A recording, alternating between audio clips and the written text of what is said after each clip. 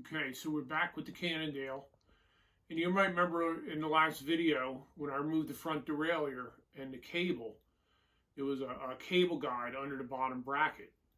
So now there's a hole that we have to fill, or else water is going to get in there and ruin the bearing. So that's what we're going to do today. All right, this is a good shot of the hole. So you can see what's going on there. That's what we have to fill.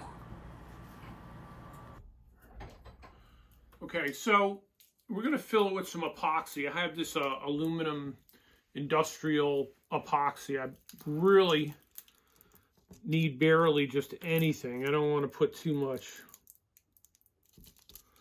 I mean, just a pebble. You probably noticed in the other picture that I taped everything off. I taped off the threads. I cleaned everything with brake clean and a wire brush. I roughed up the hole a little bit with a file. I thought about just doing this with RTV silicone, but I was just afraid that it would come out and we wouldn't know it, and the bearing would get ruined and we wouldn't even know nothing was going on. So when you do epoxy, you can use any kind of epoxy for something like this. Home Depot epoxy, auto parts epoxy. Should be gray when it's all mixed.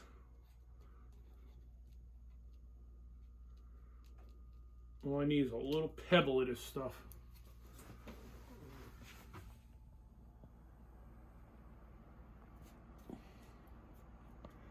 And this is exactly why I taped up the threads, because I do not want to get epoxy in the threads, because I don't have a tap to fix them threads.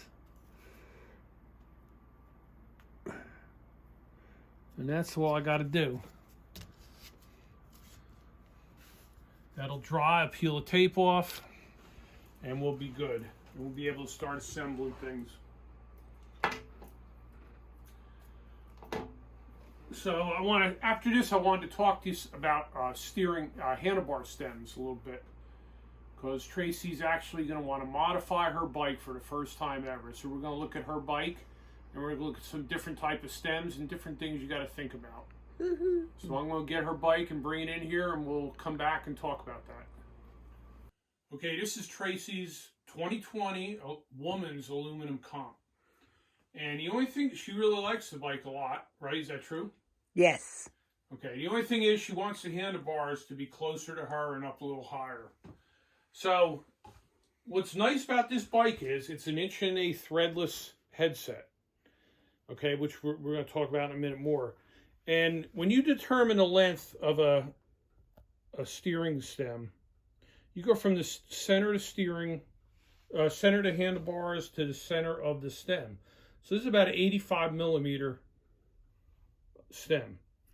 If you look, you can see the handlebars are a little smaller, 25.4, which is kind of common in box store stuff, but it's not the most common bars these days. We're going to walk over to the bench. We're going to look at some different examples of steering stems and talk about this a little more. All right, so back in the day, and this was what was on the Kmart Kawasaki, you had a 1-inch threaded type fork, okay? And this is the type of neck you would have, okay?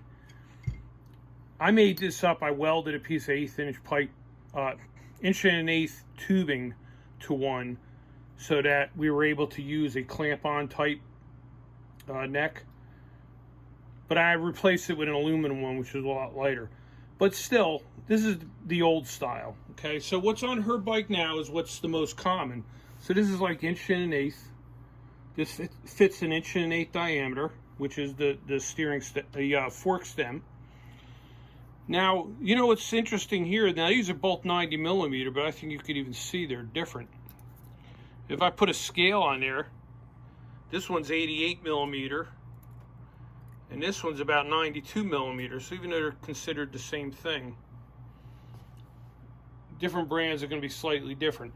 But if you notice, this one adjusts.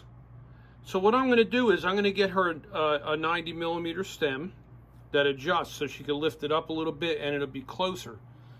The reason I can't use one of these is because this is what the most common is. It's 31.8. is the most common handlebars these days. Now they did come out with something new, which I think is 35 millimeter to make things stiffer. But this is probably the most common setup. 1 1/8" with a 31.8 handlebar. So that's basically the tour through the handlebar necks. So I'm going to be ordering one for her. That'll fit her fork and fit her handlebars, and until we get her to go for the 1x drive in the future. But for now, that'll have to do. So okay, this is a short video just to catch you up on what we've been doing.